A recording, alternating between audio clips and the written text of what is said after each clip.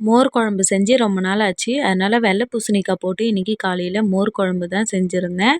பொரியல் என்ன செய்யலான்னு பார்த்தா பீன்ஸும், கேரட்டும் தான் இருந்தது. சரி ஓகே பீன்ஸே வந்து செஞ்சிடலாம் அப்படின்னு சொல்லிட்டு, அதையே வந்து பொரியல் பண்ணி வச்சுட்டேன். அதுக்கப்புறம் வந்து பார்த்தீங்கன்னா, வீட்டுக்கு பக்கத்துல இருக்கிற நிலத்துல வந்து தண்ணி விட்டுட்டு இருந்தாங்க.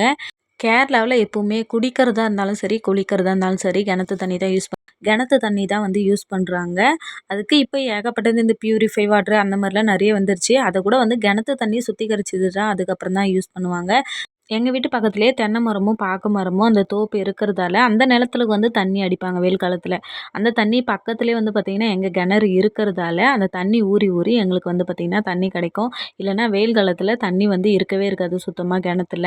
நெறைய பேருக்கு தெரியும் கிணத்துல எப்படி தண்ணி வரும் அப்படின்னு சொல்லிட்டு. இருந்தாலும் நான் காமிச்சிருக்கேன் பாருங்க. உள்ள நல்லா ஊறி தண்ணி வந்துட்டுருக்கு. அவ்வளோதான். இந்த வீடியோ புடிச்சிருந்தா லைக் பண்ணுங்க, சப்ஸ்கிரைப் பண்ணுங்க. வீடியோ பார்த்ததற்கு நன்றி.